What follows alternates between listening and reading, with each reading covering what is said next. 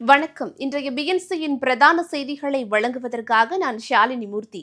விரிவான செய்திகளை பார்ப்பதற்கு முன்னதாக தலைப்புச் செய்திகளை பார்க்கலாம். அரசு அதிகாரிகளின் டிரான்ஸ்பருக்காக 365.87 கோடி ரூபாய் லஞ்சம் கைமாறியுள்ளது. KN நேரு மீது பாஜக அண்ணாமலை குற்றச்சாட்டு. சட்டசபையிலிருந்து அதிமுக MLAக்கள் வெளிநடப்பு. சட்டசபையில் ஜனநாயகம் செத்துவிட்டதாக முழக்கம். தமிழ்நாட்டில் மோசமான ஆட்சியை நடத்துகிறார் ஸ்டாலின். ராஜினாமா செய்ய அதிமுக பொதுச் செயலாளர் எடப்பாடி பழனிசாமி வலியுறுத்தல். தமிழ்நாட்டில் பெண்கள் பாதுகாப்பு முற்றிலும் புறக்கணிப்பு. ஆளுநர் மாளிகையின் அறிக்கையில் குற்றச்சாட்டு. இந்தியா ஐக்கிய அரபு அமீரகம் இடையே 12 முக்கிய ஒப்பந்தங்கள் கையெழுத்து. 2032ஆம் ஆண்டுக்குள் $200 மில்லியன் வர்த்தகத்தை உயர்த்த முடிவு. இனி வருவது விரிவான செய்திகள். திமுக அரசின் நகராட்சி நிர்வாகம் மற்றும் குடிநீர் வழங்கல் துறை அமைச்சர் KN நேருவின் துறையில் ஏற்கனவே 2 ஊழல் குற்றச்சாட்டுகள் எழுந்துள்ள நிலையில் 3வது புதிய ஊழல் குற்றச்சாட்டு எழுந்துள்ளதாக பாஜக தேசிய செயற்குழு உறுப்பினர் அண்ணாமலை தெரிவித்துள்ளார். இது தொடர்பாக அவர் தனது எக்ஸ் வலைதள பதிவில் இடமாற்றம் அல்லது பணி நியமனங்களை பெறுவதற்காக மட்டும் அதிகாரிகள் 7 லட்சம் ரூபாய் முதல் 1 கோடி ரூபாய் வரை பணம் செலுத்த வேண்டிய கட்டாயத்திற்கு தள்ளப்பட்டுள்ளதாக குறிப்பிட்டுள்ளார். வேலைக்காக 888 கோடி ரூபாய் முறைகேடு நடந்துள்ளதாகவும் ஒப்பந்தங்களுக்காக 1020 கோடி ரூபாய் ஊழல் நடந்துள்ளதாகவும் குற்றம் சாட்டப்பட்டுள்ளது. இந்த நிலையில் அரசு அதிகாரிகளின் டிரான்ஸ்பருக்காக 365.87 கோடி ரூபாய் லஞ்சம் கைமாறியுள்ளதாகவும் பதிவிட்டுள்ளார். தமிழ்நாட்டில் சட்டம் ஒழுங்கு சரியில்லை என்று கூறி சட்டசபையிலிருந்து எதிர்க்கட்சித் தலைவர் எடப்பாடி பழனிசாமி தலைமையில் அதிமுக MLAக்கள் வெளிநடப்பு செய்தனர். அப்போது அதிமுக MLAக்கள் செத்துப்போச்சு செத்துப்போச்சு, சட்டசபையில் ஜனநாயகம் செத்துப்போச்சு என்று முழக்கமிட்டனர். 4.5 ஆண்டு கால திமுக ஆட்சியில் சட்டம் ஒழுங்கு மிகவும் சீரழிந்து விட்டதாக எதிர்க்கட்சித் தலைவர் எடப்பாடி பழனிசாமி குற்றம் சாட்டியுள்ளார். சட்டசபையிலிருந்து வெளிநடப்பு செய்த பின்னர் செய்தியாளர்களிடம் பேசிய எடப்பாடி பழனிசாமி போதைப் பொருள் நிறைந்த மாநிலமாக தமிழ்நாடு மாறிவிட்டதாகவும் மோசமான ஆட்சியை நடத்தும் ஸ்டாலின் அரசு ராஜினாமா செய்ய வேண்டும் என வலியுறுத்தினார்.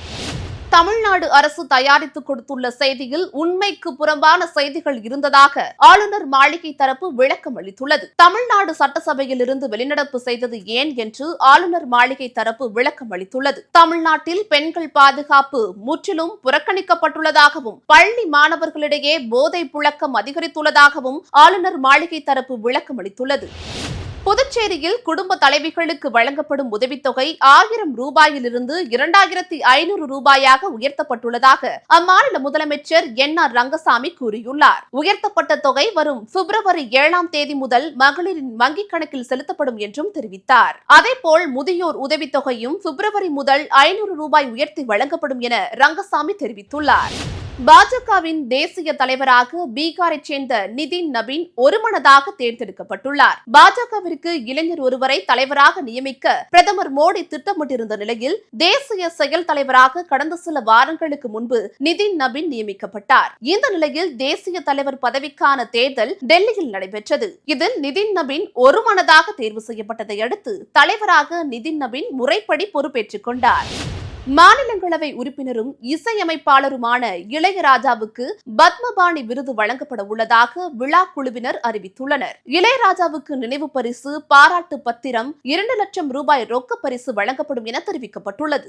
மத்திய தகவல் ஒலிபரப்புத்துறை அமைச்சகமும் மகாராஷ்டிரா அரசும் இணைந்து அஜந்தா எல்லோரா சர்வதேச திரைப்பட விழாவை ஆண்டுதோறும் நடத்தி வருகின்றன. இதில் கலைத்துறையில் வாழ்நாள் சாதனை படைத்தவர்களுக்கு பத்மபாணி விருது வழங்கி கௌரவிக்கப்படுகிறது. ராமநாதபுரம் மாவட்டம் தொண்டி பேரூராட்சியில் உள்ள 15 வார்டுகளிலும் உரிய அடிப்படை வசதிகளை போர்க்கால அடிப்படையில் செய்து தரக்கோரி தமிழக அரசை வலியுறுத்தி கவன ஈர்ப்பு பொதுக்கூட்டம் நடைபெற்றது. பல கோடி ரூபாய் ஊழலில் ஈடுபட்ட திமுக சேர்மன் மகன் மீது குற்ற வழக்கு பதிவு செய்ய வேண்டும் என விசிக மாநில துணை பொதுச் செயலாளர் கனியமுதன் தெரிவித்தார். இந்தியா ஐக்கிய அரபு அமீரகம் இடையே 12 முக்கிய ஒப்பந்தங்கள் கையெழுத்தாகியுள்ளன. இரு நாடுகளின் வர்த்தகத்தை 2032ஆம் ஆண்டுக்குள் $200 மில்லியன் உயர்த்த முடிவு செய்யப்பட்டுள்ளது. ஐக்கிய அரபு அமீரகத்திடம் இருந்து ஆண்டுதோறும் 5 லட்சம் மெட்ரிக் டன் LNG கேஸ் கொள்முதல் செய்ய ஒப்பந்தமிடப்பட்டுள்ளது. சார் பதிவாளர் அலுவலகத்தில் நேரடியாக செல்லாமல் எங்கிருந்தும் எப்போது வேண்டுமானாலும் பத்திரப்பதிவு செய்யும் வகையில் 18 வகையான புதிய சேவைகளை பத்திரப்பதிவுத்துறை அறிமுகப்படுத்த உள்ளது. இனி சொத்துக்களை பத்திரப்பதிவு செய்வதற்கு சார் பதிவாளர் அலுவலகத்திற்கு நேரில் செல்ல வேண்டிய அவசியம் இருக்காது. ஆன்லைன் முறையில் எங்கிருந்தும் எப்போது வேண்டுமானாலும் பத்திரப்பதிவை மேற்கொள்ளும் புதிய வசதி அறிமுகப்படுத்தப்பட உள்ளது. இதற்காக பத்திரப்பதிவு இணையதளத்தில் ஸ்டார் 3.0 என்ற புதிய மென்பொருள் சேர்க்கப்பட்டுள்ளது. அதற்கான இறுதிக்கட்ட பணிகள் நிறைவடைந்து சோதனை முயற்சிகளும் வெற்றிகரமாக முடிந்துள்ளதால் விரைவில் இந்த புதிய வசதி பொதுமக்களுக்கு முழுமையாக சென்றடையும். இத்துடன் செய்திகள் நிறைவடைகின்றன. அண்மை செய்திகளை உடனுக்குடன் தெரிந்து கொள்ள எப்பொழுதும் BNC டைம்ஸ் சேனலுடன் இணைந்திருங்கள். நன்றி.